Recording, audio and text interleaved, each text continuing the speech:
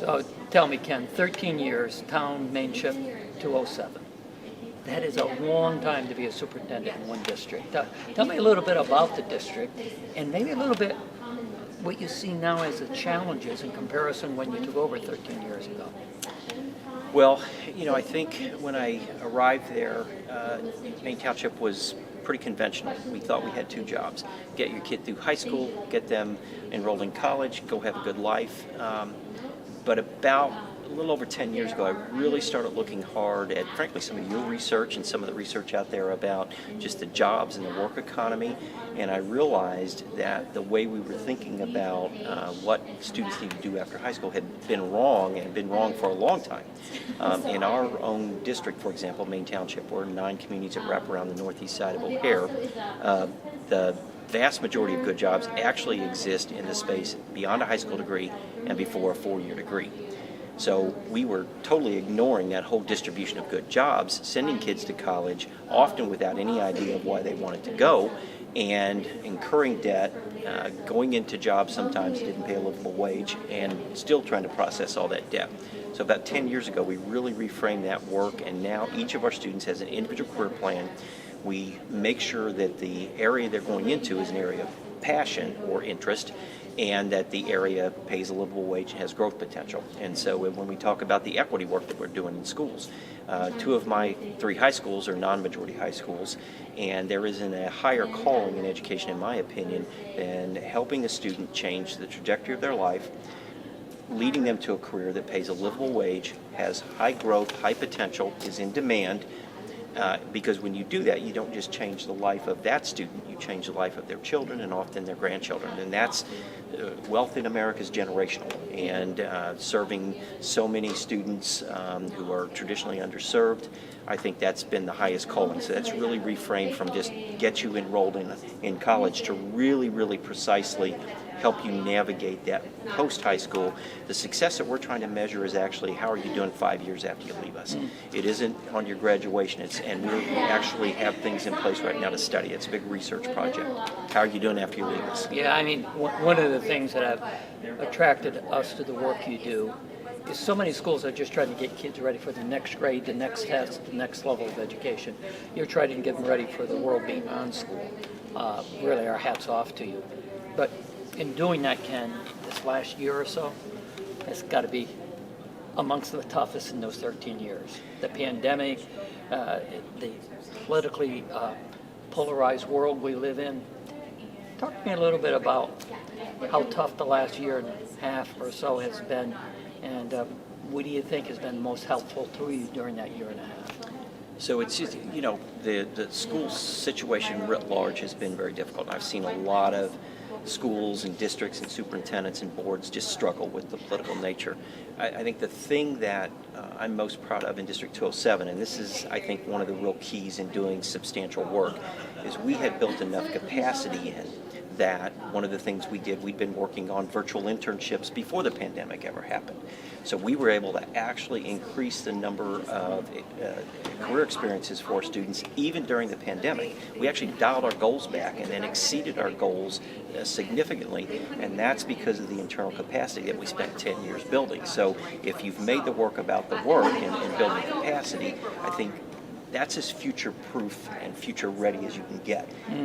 None of us anticipated the pandemic, but pandemics happen, and if you've got a deep-root system that is oriented towards service to students, and you've been imaginative and innovative in terms of trying to figure out ways to do it. We were trying to figure out how to connect with business partners that were in California long before the pandemic happened, and so having that experience served us well. We probably did more virtual internships during the pandemic than probably any school district in America. And what did that allow us to do? Because a lot of districts, just if they were doing any career planning for their kids, they pressed pause. We kept going because we knew that of all of the generations of graduating seniors, those who were, experiencing their senior year at home or in a hybrid situation, they needed more service, not less, to help them prepare for life after high school. So we really took that on as a mission. I won't say it's easy, but I think the work that we had done with our board and our district and all of our staff to help them understand that we're all a part of that experience. We're all a part of that really calling to serve our students at the highest level. Having practiced that helped us, and we made a call to our staff. Let's not let these kids have to press the pause button here. Let's really lean into the service and figure out a way to make it work, and we did. Good for you. Ken, I know through the last few years, Ray McNulty has been in your district, I think, a few times, and we've had some consultants. Give me a sense, how has the work of Ray and any of our consultants or Learning 2025, how's that helped the district? I think the biggest thing that we appreciate, both from we were first with Successful Practices Network, but more recently with the Learning 2025 group. I think for us, we pride ourselves on being a learning organization. And to be a good school district, the research is pretty clear, you need to be a learning organization. But there's learning always that exists outside of your organization. And so for me, it's learning from other superintendents. I don't care if it's in Idaho, Jeff in Idaho or Travis in Pennsylvania. I want to make sure, Christy in Arizona, I want to make sure that my staff is connecting and visiting and networking with people who are doing innovative things, because that's how we learn. The best ideas are ones that can happen anywhere. And so I think for us, the value beyond anything else, if too often in education we sort of stay in our little lane and we put our head down and we don't look out at the bigger world. And it turns out in the bigger world there are people in places you wouldn't imagine who are doing really innovative things and have figured out solutions for problems that we all have. And I think the value for me beyond anything else is really this idea of being part of a larger learning network. If anywhere that should exist, it's in education. And so in education, more than any place else, we need to be about being part of a learning network, being part of a larger learning community. And there are times when I feel strongly that we can contribute to that, but there's plenty of times when our staff is here at this event and we're going to go learn from other districts.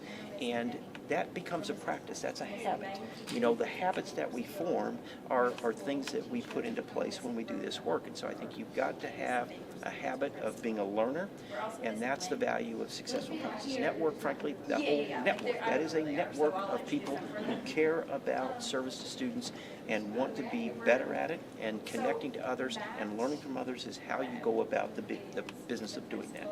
Great. Well, Ken, you provided great leadership. You've been great in the network. We really appreciate all you've done and look forward to continuing to work with you and maybe have you help some other districts do what you've already done in Maine Township. So thank you, Ken. Okay, thank you very much. Thank you so much.